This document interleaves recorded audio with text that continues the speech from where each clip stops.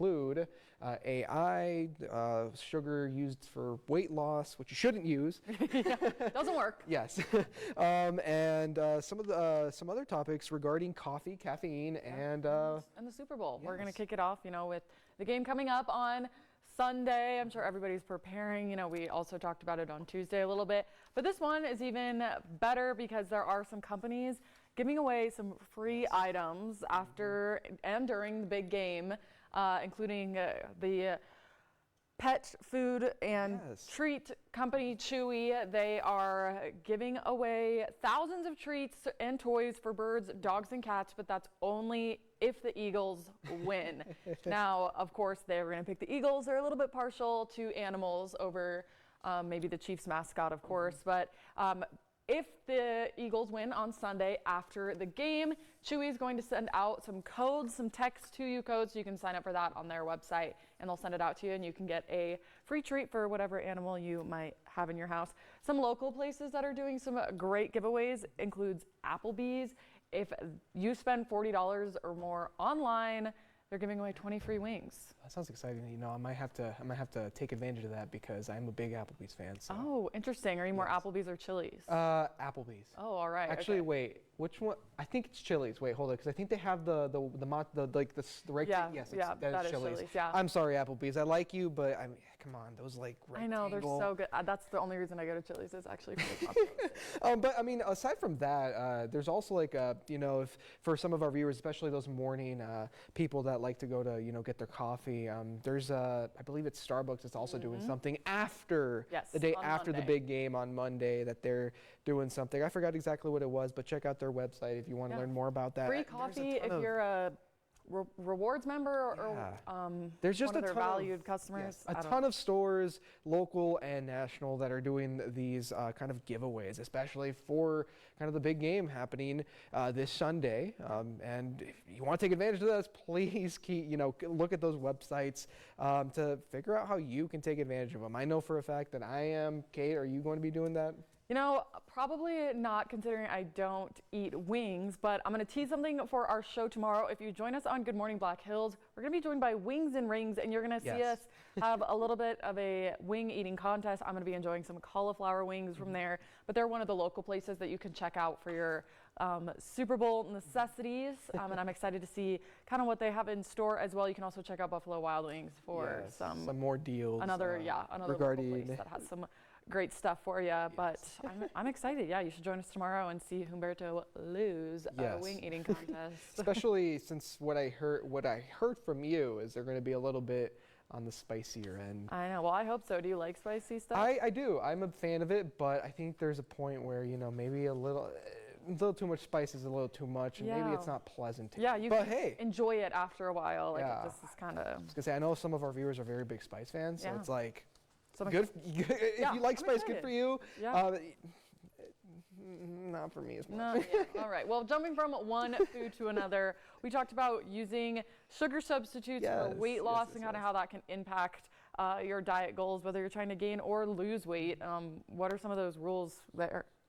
So the World Health Organization kind of released some more studies, the evidence showing that if you are still kind of doing your weight loss journey, whether it is for personal reasons or whether you're just trying to partake in the kind of New Year's resolution still, if you're able to keep up with that, congratulations. You're one of the few, as I believe nationally statistics saying that less percentage of people are still partaking in that.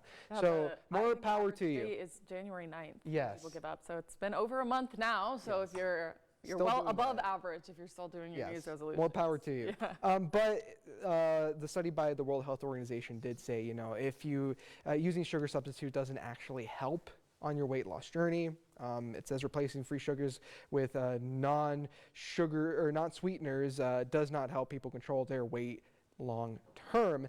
And in fact, the director of the WHO's Department of Nutrition and Food Safety did also say, we did see a mild reduction of body weight in the short term, but it's not going to be sustained. So, I mean, honestly, if you're way better off kind of using those natural sugars, try to stay away from those processed sugars such as glucose, fructose, and sucrose and table sugar. Honestly, in my opinion, also natural sugars are a little bit better. They taste a little Yeah. bit better. I don't know about you. I like my honey, so I'm gonna stick with honey if I do tend to do that. Yeah, and if you're like me who has to have something sweet after like every single meal, you know, always got to balance it out. I find like raspberries or even just taking like the 100% dark chocolate and covering like pomegranate seeds or raspberries, and that is a nice little fix and doesn't use as many of those unnatural sugars and processed foods that can be super bad for you. Right. Plus, you're Especially- supporting local businesses as well if Yeah. you're trying to go for those natural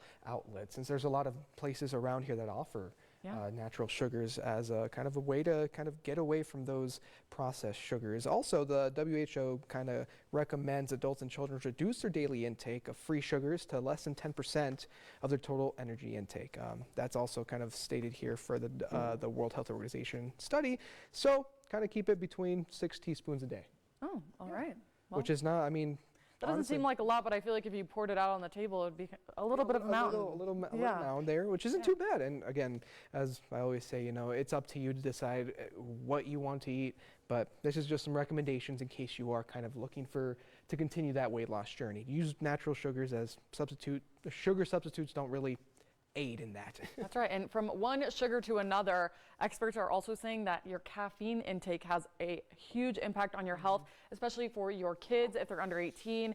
A huge spike in those energy drinks, especially ones like marketed towards kids, are seeing a 17% increase in those marketed to children. And those cause a multitude of different symptoms for kids who are still developing. It can impact their sleep schedule, which also obviously impacts how they learn at school, how they retain information, how they interact with others. It can make them more susceptible to the effects of caffeine on their nervous system and heart. It can cause increased anxiety and jitters, which again, if your nervous system is impacted, of course, you're going to feel more anxious. And if you become reliant on these caffeine drinks, which you and I might be a little reliant on our caffeine on these early mornings. I hate to admit it, but yes, you know, I am trying to kind of reduce my coffee intakes. I went from 4 cups every morning to 2 cups. All right. So I'm trying to reduce that, and I could definitely see why, you know, if you were to drink it at a younger age, why that could be an issue, especially since even with 4 cups, I remember being kind of anxious or jittery, a little too jittery. Yeah, I also kind of noticed myself getting the shakes almost a little bit if I drink too much caffeine. So I can't really imagine. I remember going to high school and, you know, stopping at Starbucks on the way or whatever and getting like the large size, and then the rest of the day I'm just sitting there like. Yes, and then the worst part about it is that like once you drink that, you go throughout your day, you're constantly jittery, but then you want more of that, and it's like you can't have it because you already had your daily dose of it. So it's like and that's why kind of caffeine is addictive. just pace yourself. Yeah. If you really want to kind of indulge in that. I mean, and kind of seeing what you gave me this morning here for some of the stats for it, it's wild to see that there's been an increase in these you know, caffeine products, which is I don't think I would have heard that back then. I mean my parents were very big on don't drink caffeine. Yeah, because we're barely allowed to drink soda because of the amount of caffeine it had. I had to like sneak sodas around. I mean, just to let you know, I wasn't allowed to drink Coca-Cola until I entered like 9th grade because my mom was very big on caffeine is going to stunt your growth, and fortunately, my dad said the same thing. And look, here we are. Yes. Maybe there's some volition to that. You know, parents, if you're watching how much your kid is drinking caffeine-wise, you know, you don't necessarily have to go cold turkey, but it is always a good idea to limit how much exposure they have to caffeinated liquids, especially, you know, when they're still in that developmental age. I remember wanting to drink coffee when I was like 10, and my parents just gave me a cup of creamer. So. Oh man, how was that? Yeah, it wasn't great. They were like, I was like, please let me drink coffee with you, and they were like, okay, fine, and just like a little splash of coffee. Just like a little teaspoon. Yeah, I was like, okay, great. Half a teaspoon. No, hey, that's fair. I mean, I have similar experience with that. My dad, big coffee drinker, so when I was young, I always wanted to know how that tasted, and he would be like, no, you're too young. And I was like, didn't even really like it until I was in college. You don't gain a taste for it, I don't think, until you're older, just because your taste buds develop a little bit more. So, I mean. And it's a little bitter, you know, like as a kid, you like stuff sweet and everything. And Yeah, it definitely made it easier to not drink coffee. But you know, after a while, I started to wake up early. Those early mornings, they'll get you. No, especially in college, while you're like having a workload of just studies and stuff that you got to write and whatnot. It's very tedious. I almost feel like now the coffee we drink every morning is like a placebo effect. I've just convinced myself that it's working because I've been drinking it for so long. It's like, Yes. I'm just, convincing myself that it's waking me up and I can get through the day if I just have another cup of coffee. Yeah, and kind of like you said, a recommendation, health experts are saying limit, please. If you have children under the age of 18, limit at least if you still want them to kind of indulge in that. But kind of talking about, you know, the youth, right? We're talking about AI and kind of how that has taken the world by storm.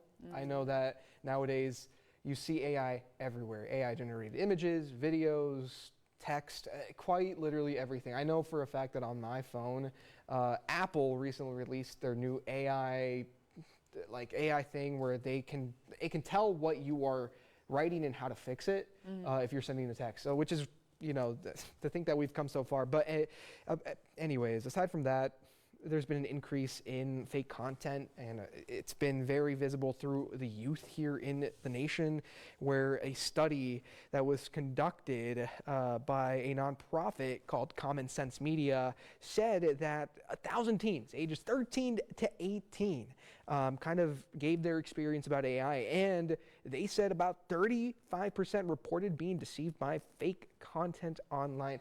35%, that's a lot. Yeah, and it definitely makes it harder to discern what's actually real and what's fake. I mean, there are tons of trends going on right now on things like X, Instagram, TikTok, where people do kind of post their videos like they're posting like the news outlets post, and it's like a similar format, and they're not actually real headlines, so it can kind of it can spread a lot of misinformation. It can definitely be dangerous. I know, and a lot of those things are, you know, meant to be lighthearted, and hopefully nobody's using AI for bad things, but and I mean, you never know. Yeah, and I was gonna say, and another stat going along with that is that, you know, 7 out of 10 teens, even if you try to kind of, you know, reduce the amount people use AI, 7 out of 10 teens tried using generative AI, which means they've tried to make a fake video or make an AI generated video, an AI generated photo. And after talking, I remember, I think it was last month where we talked to Compass, which is kind of an organization kind of working to incorporate AI into kind of education in rural communities to kind of help teachers kind of make a lesson plan for their students, makes it easier for them, especially when, you know, you see all these teacher shortages, kind of multiple teachers have to take on multiple classes and multiple students, and that can be kind of difficult. So, I mean, we're still in the early stages of it, so we're starting to see kind of educational institutions kind of work alongside AI to kind of, instead of using it as a crutch, kind of use it as a kind of tool to kind of help make this technology evolve. And you know, unfortunately, as I hate to say, there's this need for change, you know, especially because a lot of the time, this fake, like you mentioned a little bit earlier when we were talking about this, it can be harmful, especially if a lot of these images, a lot of these videos are spreading this misinformation, which is the unfortunate reality of a lot of this AI content that we're seeing nowadays.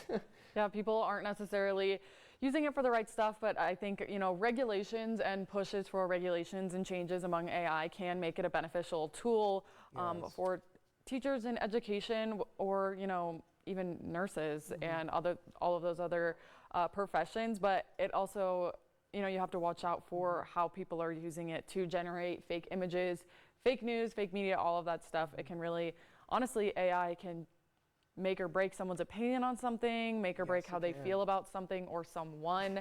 So it's just, you know, if you're a parent and you notice your teen is spending a lot of time online, making sure they're checking out credible sources, credible outlets, and if they're making their own AI generated content, to make sure that they're doing it in a safe way, because you'll also never know like where AI is going to go in the next few years. I mean, even 5 years ago when I was in college, AI scares and all of that wasn't even a thing. Right. And I think like the most advanced AI tool we used was Grammarly. And now, If even then, because I think, like, I believe Grammarly was, they recently implemented the AI into Grammarly. yeah, so Which it's like, is, yeah, I mean, at least it's wild to me to think that we've, like I said, it's rapidly evolving. It's only been a couple years since we've had it, yeah, at least had it in the public sense. yeah. So it's just, it's wild to me. Yeah. It is definitely something to keep your eye on Yes. as it grows.